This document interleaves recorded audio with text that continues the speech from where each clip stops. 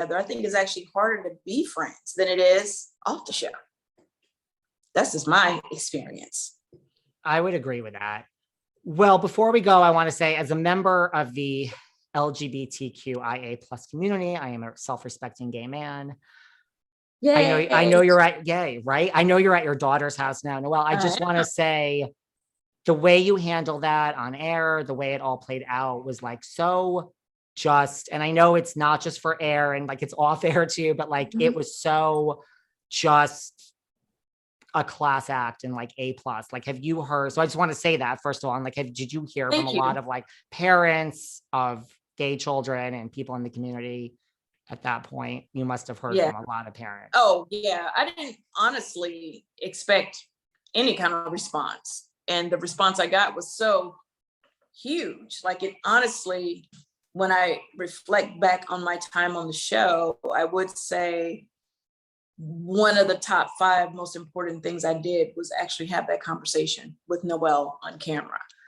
Because, for me as a reality star, once she confided in me, I knew that if we didn't talk about it on the show, or at least address it on the show, it would be almost like we were keeping it a secret or something. You know what I'm saying? Because people feel like, oh, reality TV, they should just know all our business and even our kids' business, especially if it's something like them coming out or whatever. So I remember having a conversation with her, just saying, hey, you know what? Live in your truth. Like, I love you, I support you, but I don't want you to feel like you have to sneak around with and be gay and be with girls. Like, you should have the freedom to walk down the street holding your girlfriend's hand if you want to, and not worry about being on the shade room. So I thought it was very important for Noelle to control her own narrative and just tell her own story. So I was glad that she agreed to have that same conversation with me on the show.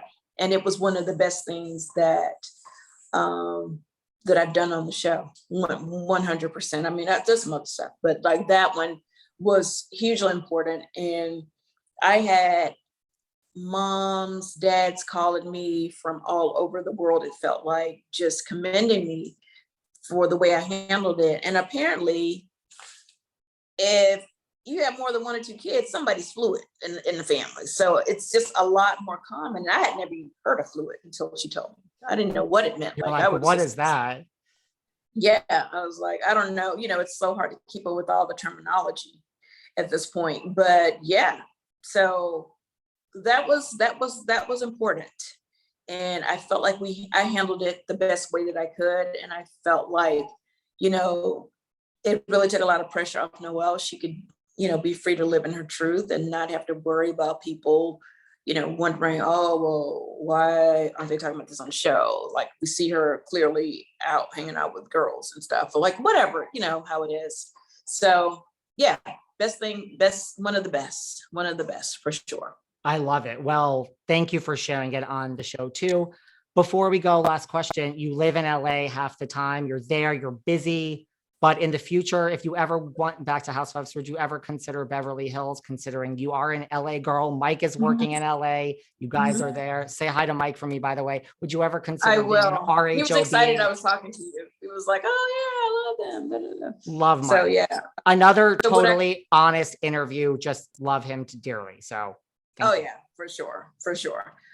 Would I consider Beverly Hills whenever I decided I wanted to go for another round of Housewives? 100%. Yeah, I'm spending most of my time out in LA now, and this, Noelle is here is feeling more and more like home for me. So yes, I would absolutely consider it. Yes, when and if it made sense, definitely. Until then, people can watch you interviewing people night and day. You just interviewed EJ Johnson. I loved your chat with EJ Johnson. Like, love that. So. Oh yeah, he's awesome. And then they can also see me in movies and on television.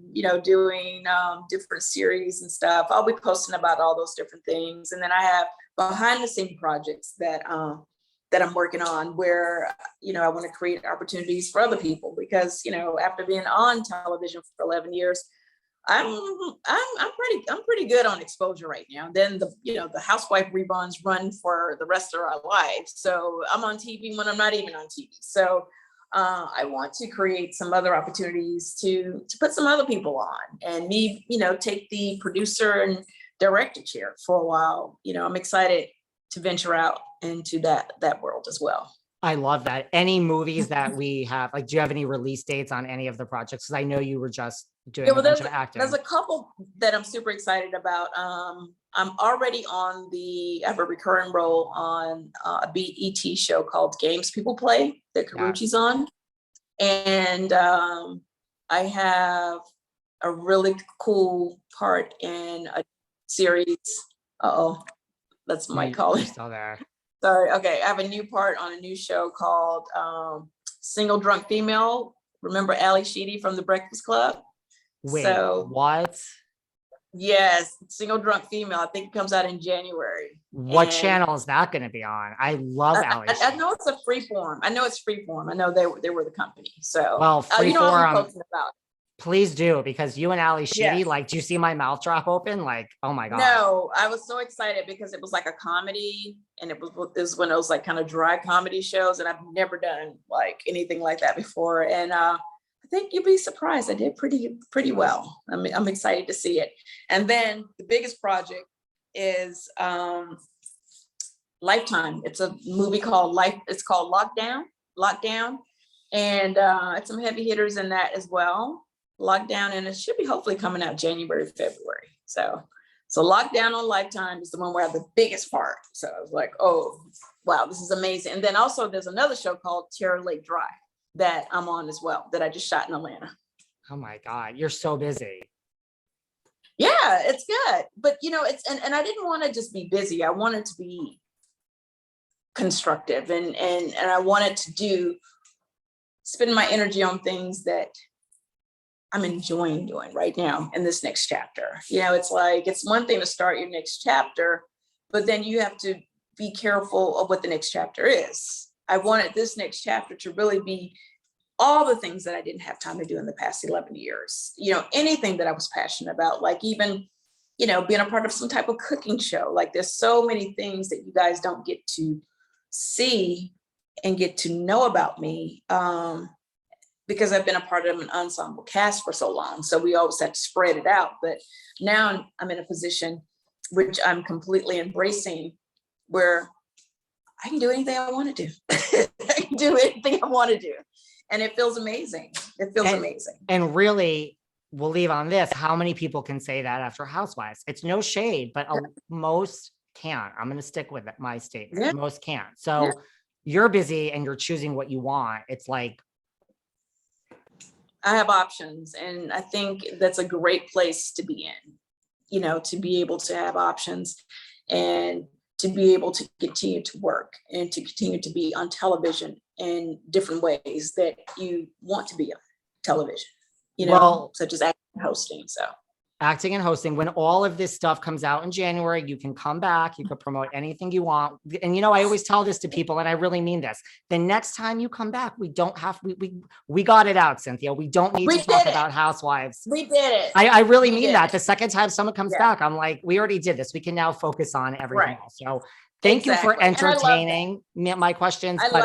We don't need to, it's over. Like, let's move on.